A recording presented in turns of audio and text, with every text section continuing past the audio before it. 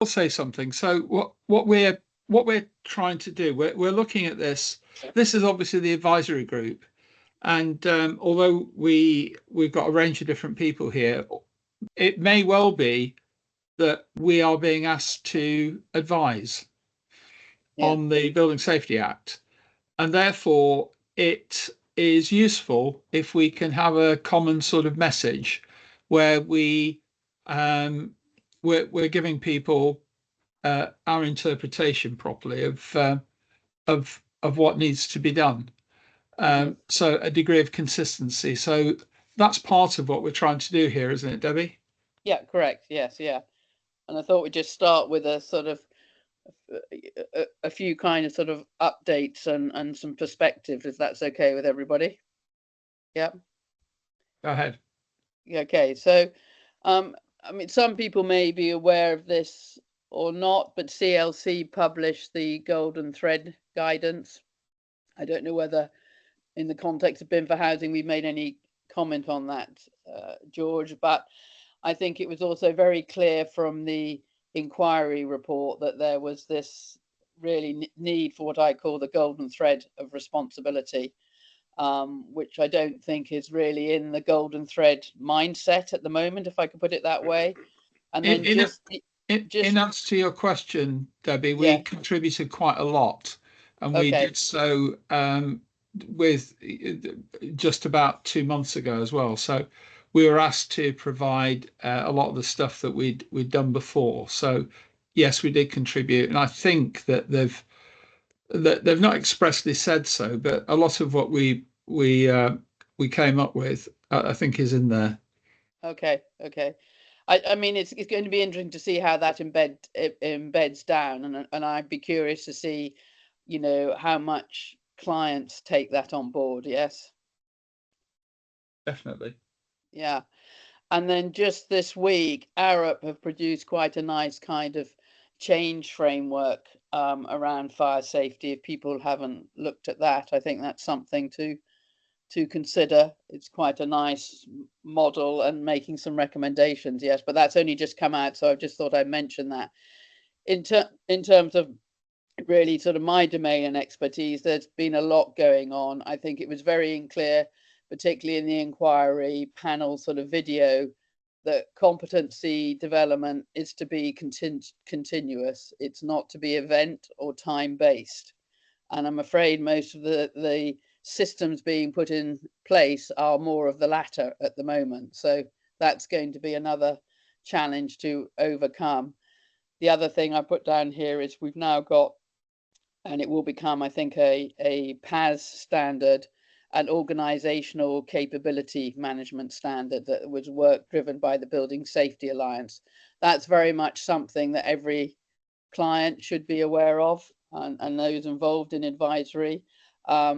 The Building Safety Alliance have also set up another working group called SIG4, which is to look at client side requirements for competence. To how do clients demand and make it clear what they expect and what they expect to see as evidence and stuff. But that's sort of work that started in progress. In addition to this Building Safety Alliance organizational capability management standard, there's also a lot of organizations are going through the common assessment standard to be organizationally competent. And in many other related sectors like rail, and some of the energy utilities, they already use the UCAS TPS 69 competence management standard, who I actually think is a better standard than the one they've just recently produced. We're also seeing a lot of registers appearing, but just being on a register is not going to satisfy the building regulator. You've still got to have a mechanism for ensuring full evidence of what somebody has done, can do, knows how to do, or is qualified to do, is available as well. And then really the two other sort of elements to sort of keep abreast of, oops, where am I going to say? Sorry, I just jumped back, is that if you want to see what's going on in terms of all of the competence frameworks, then that's the link on the CLC website, because obviously they've got a big competence and skill stream. And then more at the technical technician operator level, CITB are producing hundreds of competence frameworks, yes, which they all overlap. So we're going to be in the hundreds of competence frameworks and standards very shortly, yes, to address, and no system to deal with it. Any questions on that before I move on? I'd be interested to know how many people are aware of most of these things. I'm not. Okay. Sorry, is anybody aware? Is there anybody in the meeting actually aware of any of those on that list? Yeah, I'm working on some of the fire damper and the ductwork installer competency areas. Okay. In fact, we're just starting up again this afternoon because we got railroaded because fire resisting duct sits under a different part to ordinary ventilation duct, and it came under a different organisation. So we're having a first combined meeting today. That sounds promising. Anybody else? This is the issue, and a lot of this is addressing the competency of people doing the work, if you like, the operatives. It's none of it's addressing anything to do with design.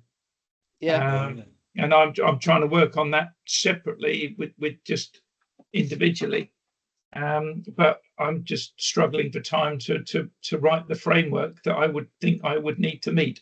Cliff, did you say you know? Yeah, I maybe follow up with you on this, Paul. But I think also is we have this industry competence committee, which really its job should be communicating all of this, which it ain't. Yes, if I can be blunt. And secondly, these issues of these missing bits like the design element and all the rest. Yes, I think we have to be, feeding back into. Yes, so. I think so. And the key bit that's getting me is still the thread of responsibility.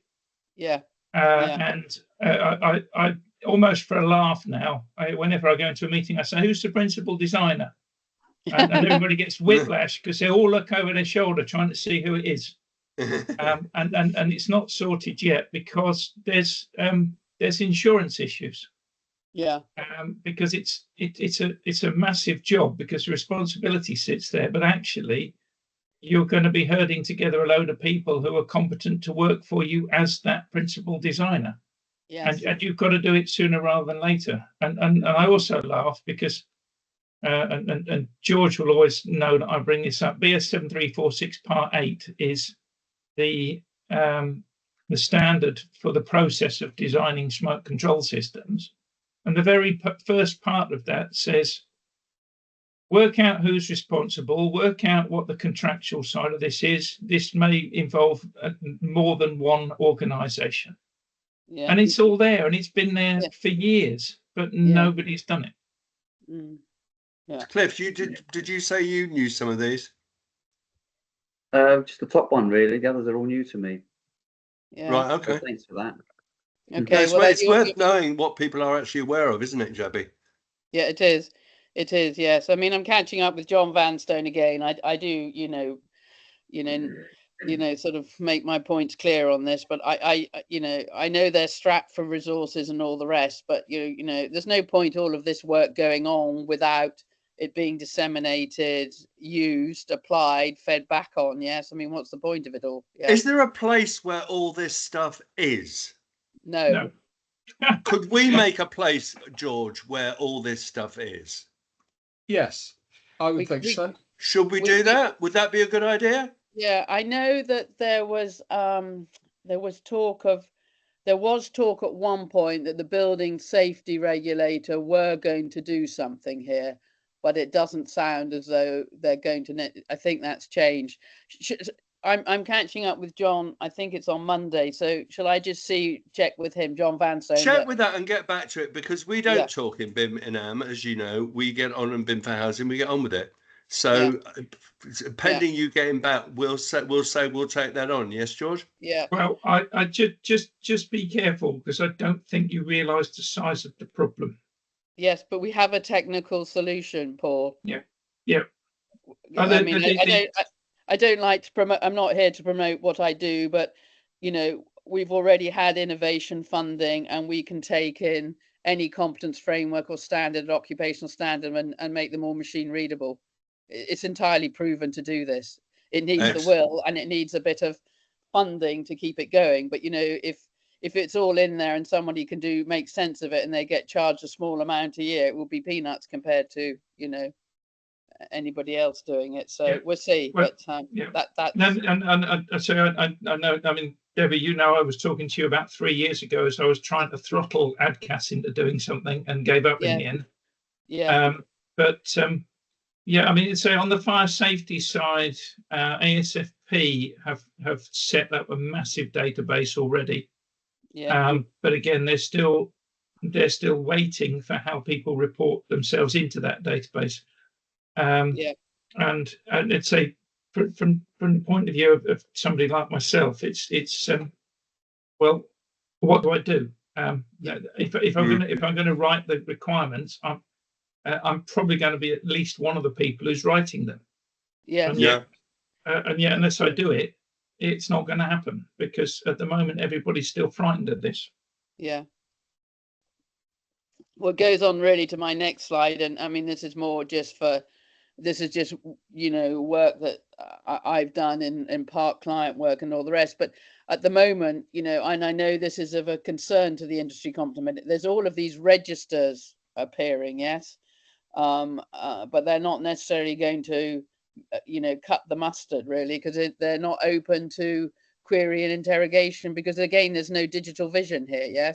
And this is me giving you a digital vision of what all the elements are and all the blocks are, and what a digital compliance platform with a registry should actually have in it.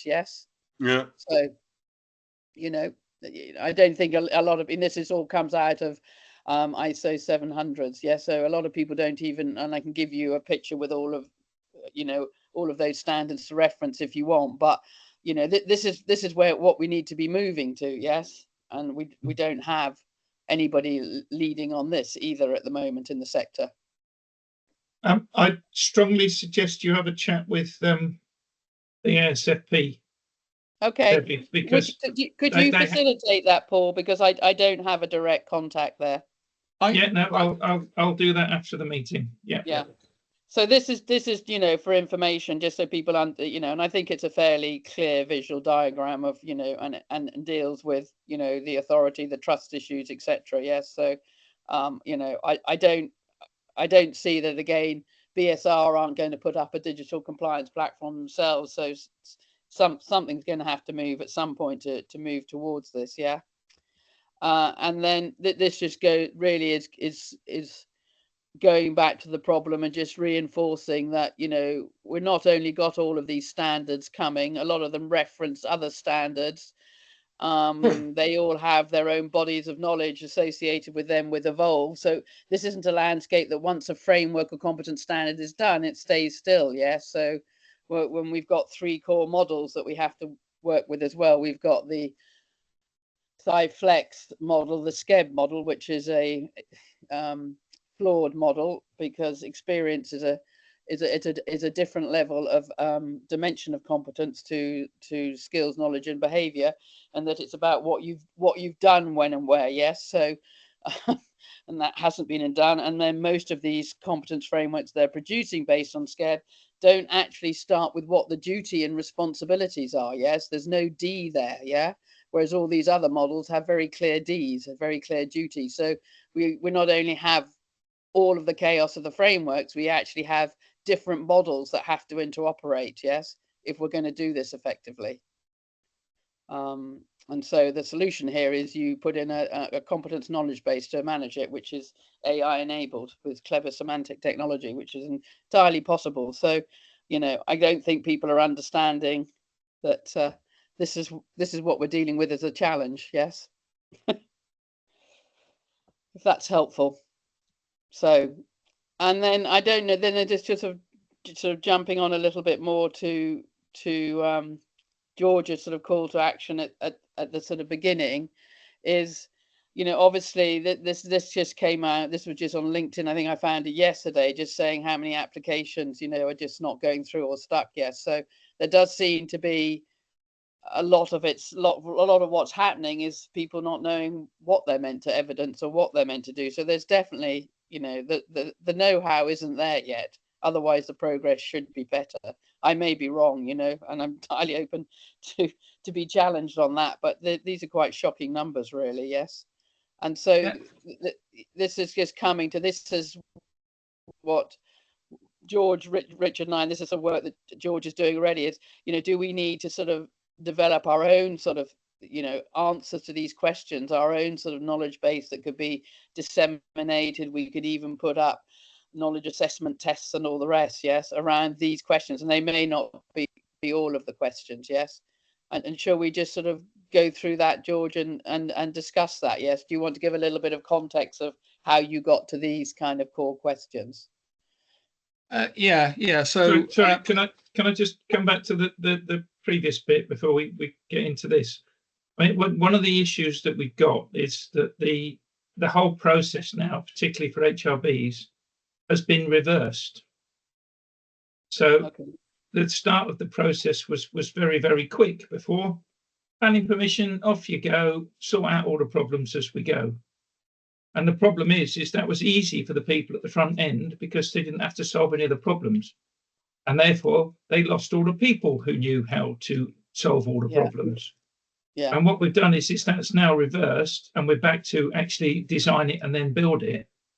And it's been reversed in that way, but contractually, it's still trying to work the other way.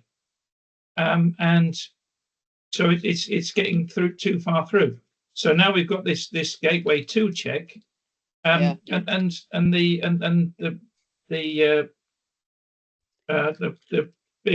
building safety regulator has just said, well, you haven't done it right. Off you go, sort it out. We're not going to give you ideas of how to pass it anymore. You've got to know, and you've got to do it properly. That's why it's failing, because people haven't been doing what they should have been doing for years and years, and they've become a bit surprised when somebody's actually asked them to do it properly, and they've got to actually do some work rather than regurgitating pointless specifications. Sorry, I'm just going for a pointless regurgitated specification, even as no. I mean that's a big sort of, you know, cultural change piece, isn't it? Really? Yes. Yeah. I think that's a really good point. Yeah. Okay, so so I've been asked to do in fact, I'm going to have to leave at 12, unfortunately, because I've got to do this event where a client, or it's an SPV manager. This is in PFI, the Special Purpose Vehicle Manager. So effectively, the client is asking those sorts of questions. Tell us about, you know, what do we need to do under the Building Safety Act? So I've pulled together 2 people who know a lot more about this than I do to run the session with me. And this is the agenda that we put together. And I think there's value in us having collectively within BIM4Housing and also BIM and asset management some sort of coordinated view as to what these things are. So, you know, for example, in-scope buildings and in-scope works is what I keep hearing. And, you know, I was on a call with the design group this morning, and Daz from the design group was saying that the only difference really between, from his perspective, between HRBs and non-HRBs is that one's got to go through gateways and do mandatory reporting, and the other doesn't. But all of the things that he has to do in terms of keeping digital records, he sees he's got to do on both. Because to try and do it differently on different projects would be a nightmare for them. And I thought that was a really strong take on it. He wants to be in a position where, if in 2 or 3 years' time, he's asked, how was that done, and how does that comply with building regs? Because they're moving to be principal designer building regs. So I think standardizing this sort of stuff is important. What do you think? I think you're absolutely right, George. And the point is this is the correct way to work. It's just the fact you get caught out earlier with the HRBs. But eventually, when they get that sorted, they're just going to say everything's the same. So you might as well start now and think that you've got a gateway to go through. It's actually the best way of working, because there's an ancient graph which says if you start on any project, you put a lot of money in at the start, and you develop all the information and you do your designs, and then the amount of money you put in decreases over time. But of course, what happens is when somebody changes their mind, it starts again, and you go up the upward slope and then back down again. So in theory, if you were to do it right, you save a hell of a lot of money. Yeah. Cool.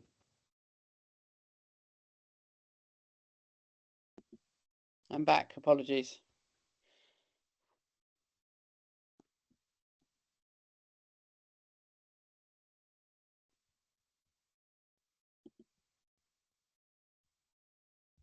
So, Hello? George, Debbie was saying when she was going through this slide, about that you discussed, and we discussed whether to actually the BIM4Housing or BIM4Asset Management should have this, have answers to this in our, I don't know what you call it, our repertoire. How would we go about doing that? Well, I'm not sure. I mean, these are complicated questions, and the answers are definitely complicated. I think the point is, I think having a list of things like this, even as a prompt for people to do. I mean, who have we got on the call? We've got, say, Will Franks, for example. Will, when you are advising people on safety cases,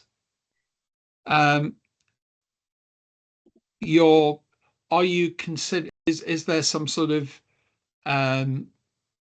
mechanism that you verify what type of information is needed?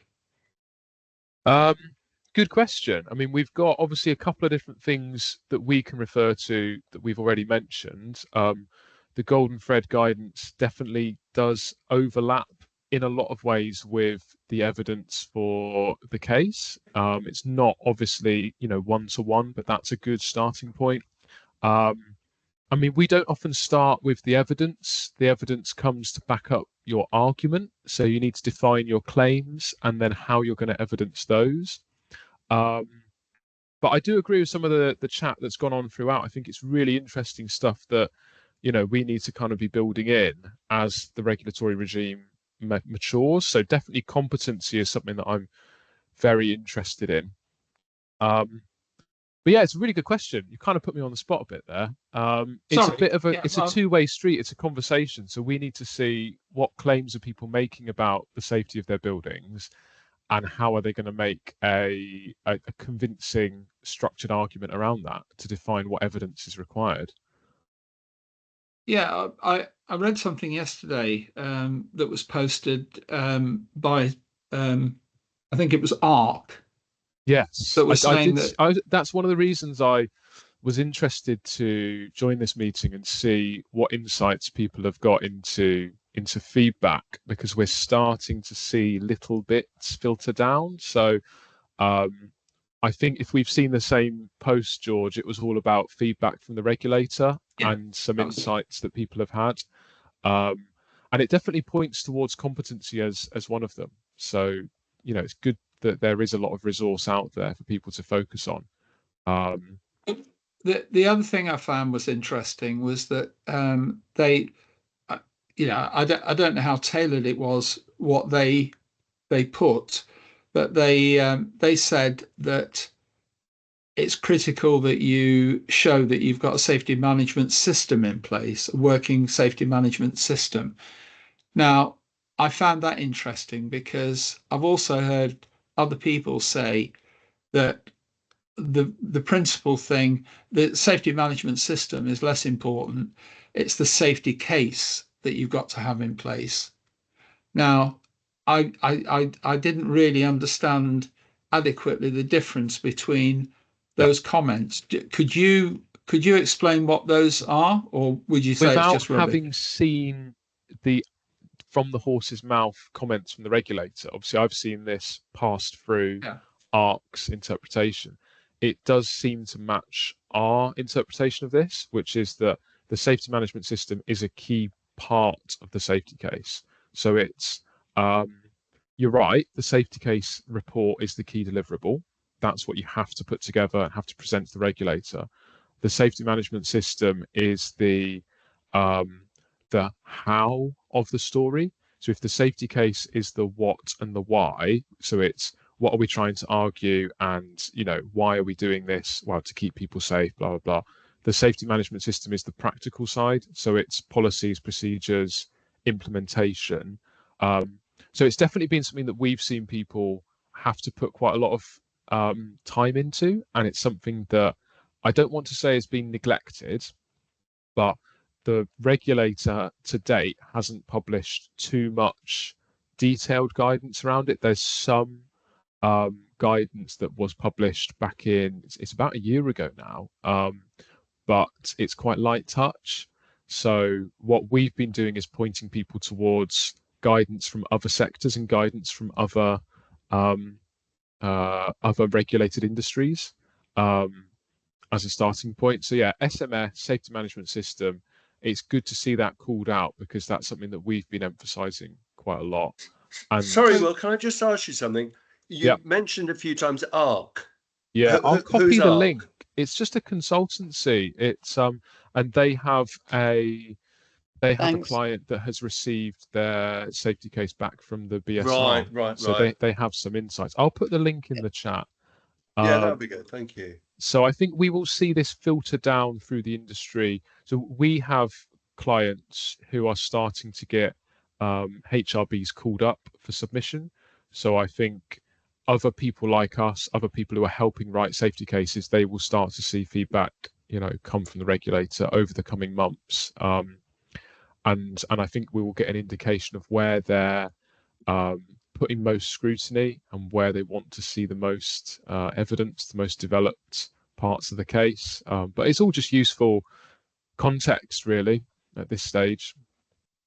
So just to clarify from my perspective, Will, with the safety management system, that's the holistic system that is in place that makes sure that the building is safe.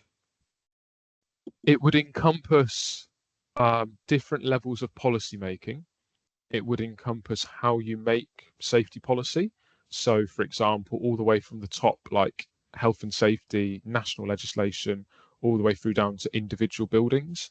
It would also encompass you writing your safety case. So, if the safety case is telling the story, the safety management system is how we get to that story. So it is a really integral part. Yeah, it's a practical part of this. So would that include making sure that the AOV is working? Or being told that it isn't working? I think that would probably come under part of the safety management system, which would be sort of operational checks and what's going on at the level of individual buildings. How often are we checking things? Again, it would encompass things like, are the people doing those checks competent?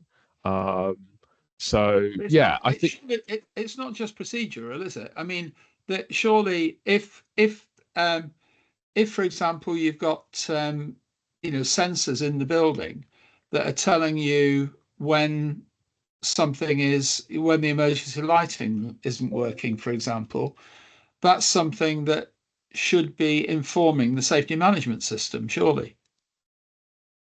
Yes. if So you're needs to be real reliant, world. Yeah, it's not just a collection of policies. It has to be real world, practical. It's but from what you're describing, it sounds as though if you look at it as what I would call an old style quality management system, which I don't like the word quality management because I think it's business management system, but you have your policies and then they go down to who does what. Sort of, yeah. And those become the work instructions that are part of that management system. Yeah. And I think that's the point. And then from the point that we're looking at it in digital record side of it, then maybe you're looking at a task, and if you open up that task, it tells you what to do, and you tick it to say you've done it, and upload some photographs, and then that goes into the asset register against the assets. And therefore, it sounds easy for me to say, but and you guys who manage data, I think, can do it, but everything's different now. That's part of the evidence, isn't it, Will? Is it? Is that part of the evidence that that so particular claim? It's usually part of the claim that the building is safe going forwards, so that it's managed safely, and you're backing that up with your safety management system. And I think I agree with the comments from Paul about it can be framed in a really simple way, and that's really useful analogy. Really useful analogies. So, yeah, identifying individuals who are responsible, definitely really important, and what they need to do. And I agree with you that it then becomes about record keeping. We are quite hands off on that. So again, for a case, it's all about, how is the client recording things? How are they going to evidence this in their case? But yeah, there definitely is a big interplay between the safety management system and then storage of data, keeping that in usable formats, all these sorts of big concepts. Yeah. Good. Okay.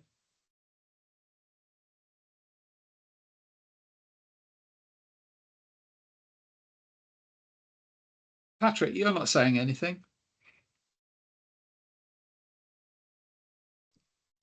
I'm dreadful for picking on people, aren't I? Yeah. And it's also, are we missing any questions here as well? No. Yes. George, I'm quite used to you doing this to me.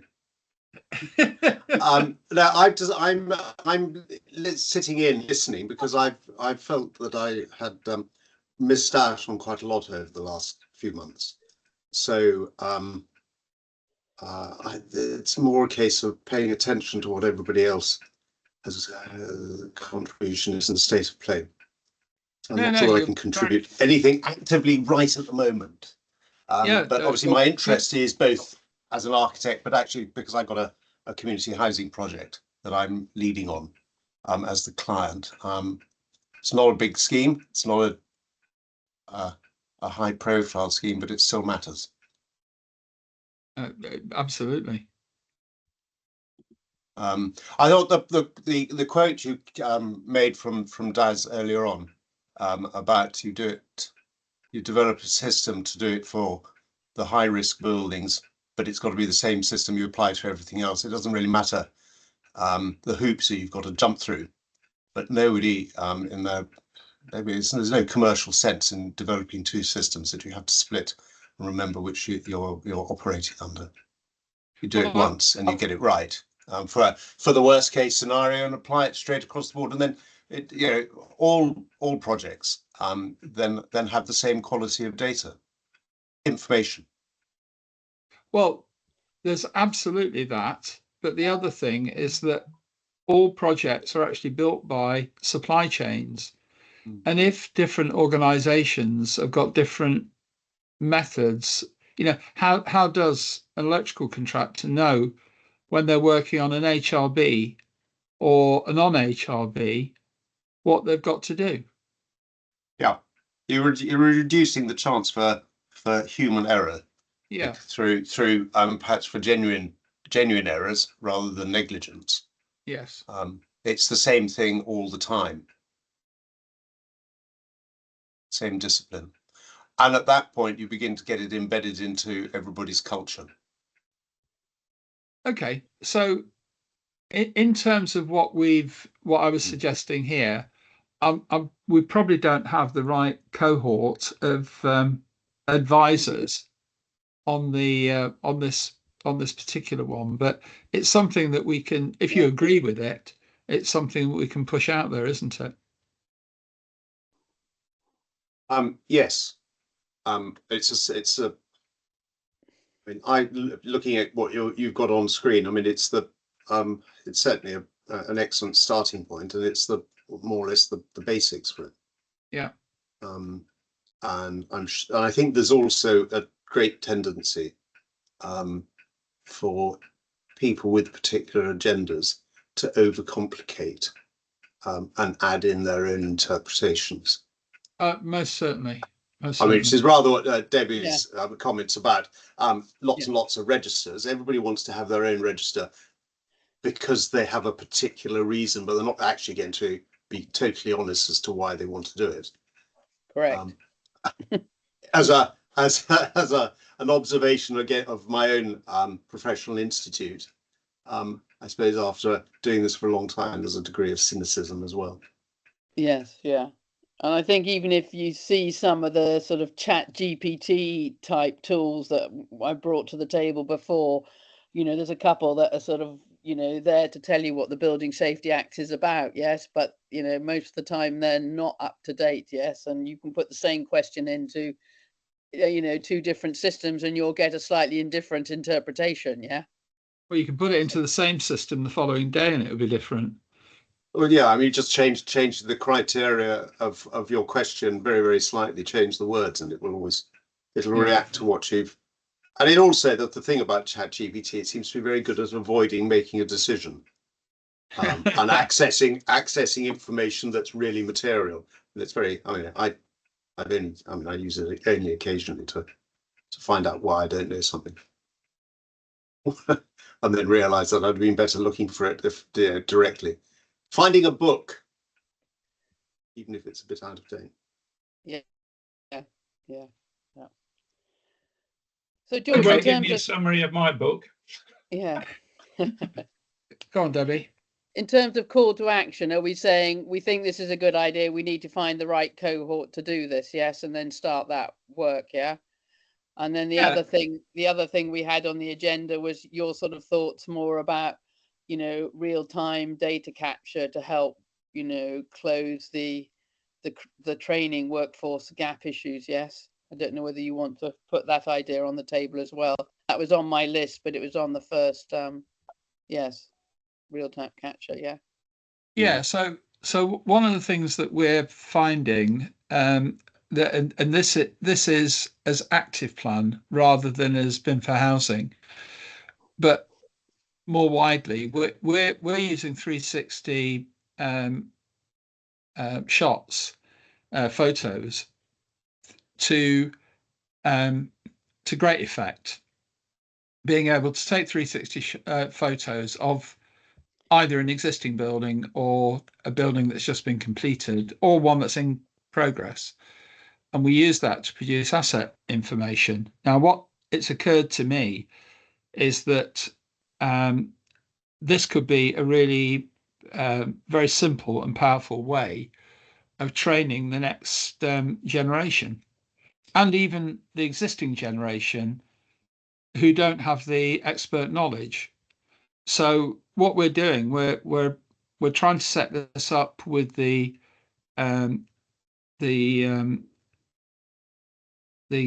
construction. What's it called? Help me out, Debbie.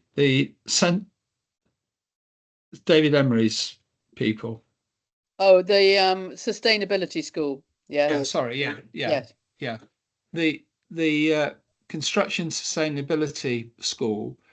They're funded by all the big tier 1 contractors, but they provide free training for SMEs. And they're which is very interesting because they can put professional training material together. So what we're trying to do is to use this to say, can we, if we've got maybe an expert in M&E, for example, we can have a 360 or series of 360 photos of a plant room. The experienced person can go through and either identify what the asset is or identify what it's doing. Same with, with fire doors. And that they can have a cohort of trainees, or when I say trainees, they may be people who are just less knowledgeable than they are, to actually pick it up. And then the beauty of that is that you've got people effectively or virtually going to site and and learning, and then being tested afterwards. So that was the idea, and I'd be interested to know whether you think that's a good idea or not.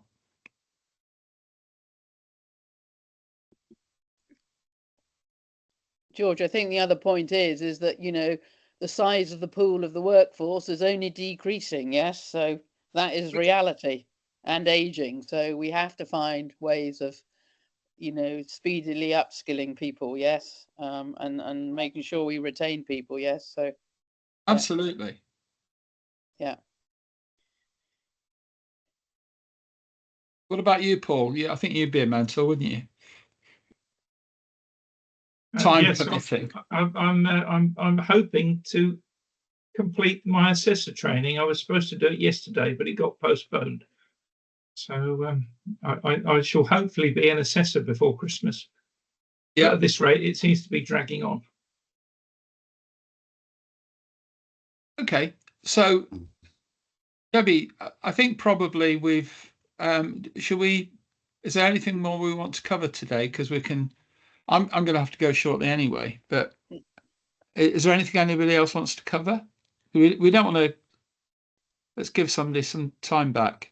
Yeah, I'm fine with that, and I've said there's a couple of actions. I'll follow up with Paul. I'm going to check with John Vanstone on whether there's going to be a central place for all of this competency information. Yes, so I don't think there is, but I'll come back on that. And it's just such a moving landscape. Maybe we just put up something, George, to at least people know where all this stuff is. Yes. I think and some of the challenges. Yeah. I think having a web page on the, if you could help Richard know what to put up, and you probably got it on that slide, then we could just curate a page, couldn't we, Richard? Absolutely, yeah. We can source links or whatever, or where it's appropriate to actually upload a document or something. We can do all that. If you give me, if you give me sort of a semi-definitive list, Debbie, then I can get my guys to do that. Okay, it may not happen to sort of early October because I'm a bit heads down. I'm starting. It's fine. It's fine. A big project's kicking off next week. So the other thing I'd just like to ask the group is how many of you have heard of an Innovate initiative called Bridge AI? No. Bridge AI is about getting AI into 4 lagging sectors, of which construction built environment is one. So, and it has people like the Turing Institute, Hartree, and all the rest. There's lots of resources, free resources in terms of upskilling around understanding AI. There's new AI competence framework for business, all of this stuff. I sit on the advisory group, but again, it seems that the sector is not very aware of it. I mean, I do think that there needs to be some better comms from the Bridge AI lot than there is, but there is funding there, and there is a lot of good resource. So well, we might be able to do something collectively on that. Yeah. I'll just put the link in the chat here. So if you're with other groups or whatever, or you've got young bucks in your organization who are wanting to know more about this, then there's a lot of good stuff. We've talked about this. We've talked about having some sort of. I've raised it before. Yes. Yeah, we've talked about having some sort of grouping whereby discussing like the latest moves and initiatives and stuff, so that we're keeping it vaguely up to date. We're just not actually pushed forward with it. There's only so many hours in the day, aren't there? That's the trouble.